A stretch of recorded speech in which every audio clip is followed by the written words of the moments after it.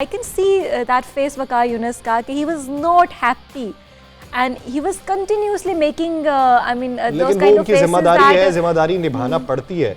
अब कभी कभार वो जज्बात इतने हावी हो जाते हैं कि आप जिम्मेदारी नहीं निभा पाते एग्जैक्टली और उनके साथ ही मैथ्यू हेडन उनके साथ बैठे हुए थे। सो जाहिर सी बात है वो उस मैच को वहाँ देख रहे थे, लेकिन वो तकलीफ मतलब हम लोग तो यहाँ स्क्रीन से बैठ के वो मैच देख रहे थे, लेकिन वो देखिए उनकी जिम्मेदारी थी, वो बैठे भी कमेंट्री कर रहे थे और उनसे नहीं बोला गया। Although he is one of the legends we have Pakistan के क्रिकेट में और जिस तरह से उन्होंने खेला है, लेकिन देखिए सरफराज साहब ने हमें ज्वाइन किया है। सरफराज साहब अस्सलामु अलैकुम। वालेकुम सलाम और साथियों को भी सलाम। जी बिस्मिल्लाह जी। कप्तान जी वालेकुम सलाम। कल दे मैच ते उम्मीद है तुहानू फिर भी कि अगे जित जावांगे? देखिए आगे दो मैच तो बड़े मुश्किल हैं, एक तो साउथ अफ्रीका है फिर न्यूजीलैंड है, तो ये तो अभी तो जो मैच आ रहे हैं उसको ही ओवरकम कर ले तो बड़ी बात है। तो मैं ये कहूँगा कि कल जो मैं कह रहा था सिलेक्शन ऑफ द टीम वही पूरी पुअर थी। दो राइट आर्म लेग स्पिनर आप खिला रहे हैं और ये उसको बाहर बैठा दिया है जो नवाज है, ये बहाना कर दिया कि बीमार हो गया, बुखार हो गया। भाई आप इतना गए हुए हैं, कभी अपना सलमान को बुखार चढ़ जाता है, कभी किसी को हो जाता है, वही कर क्या रहे हैं आप? अपना लुक आफ्टर नहीं कर सकते 2 माह के लिए?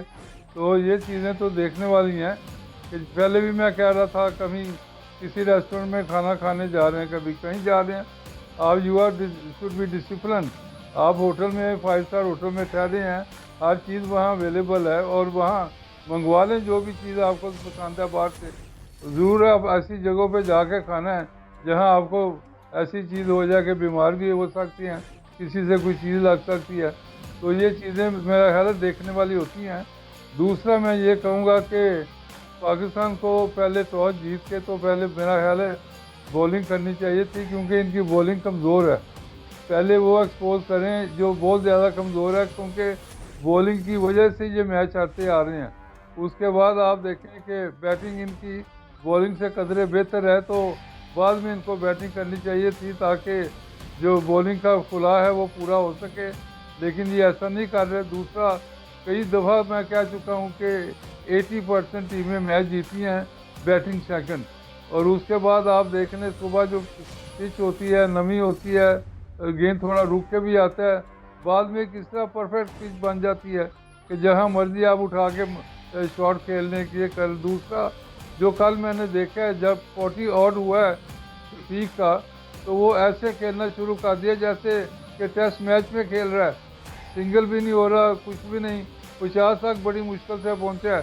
तो ये चीज़ें सारी देखते हुए मैं हैरान हूँ कि इनको हो क्या गया है कि ये ओवर द टॉप नहीं खेल सकते, ये शॉट बना नहीं सकते।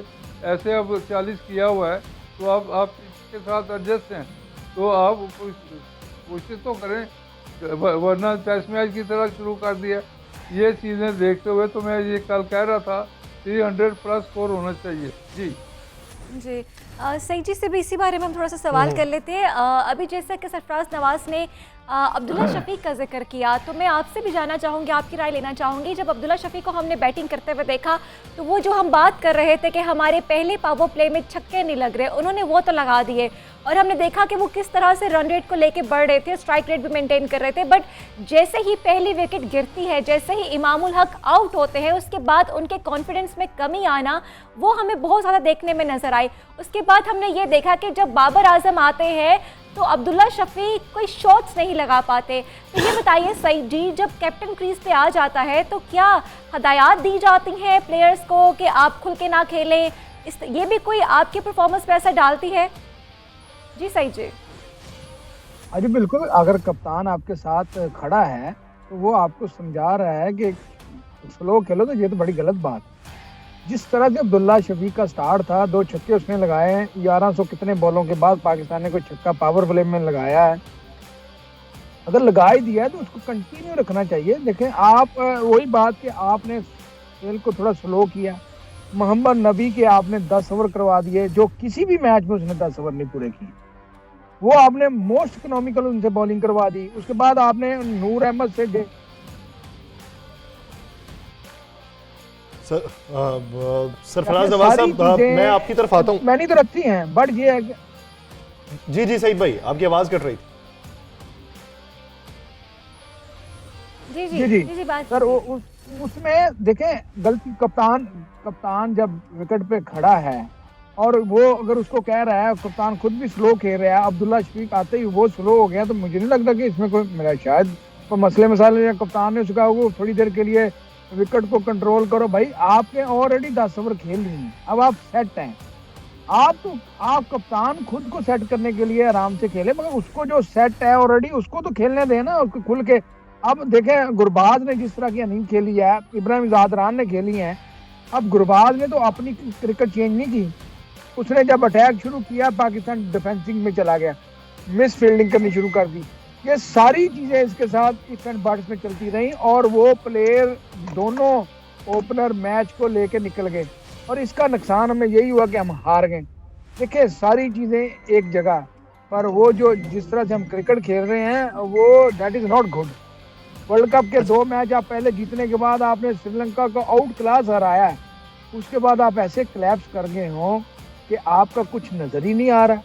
आपका कोई प्लेयर ऐसा नज़र नहीं आ रहा जो निकल के सामने। इफ्तिकार ने लास्ट गेम में आके एंड पे थोड़ा स्कोर बनाया, नहीं तो 250 ही थे, उसने आके थोड़ा तेज स्कोर किया। अदरवाइज मुझे ये बताएं कि इफ्तिकार को नंबर 7 में बैटिंग देने की क्या ज़रूरत थी? क्या वो प्रॉपर बैट्समैन नहीं है? क्या वो बैटर नहीं है जो ऊपर से आ सके? वही बात कि आप अपनी मर्जी है सारी करेंगे और मैच डाल दो जी, इसने बुरी बॉलिंग की है, इसने कैच छोड़ा है,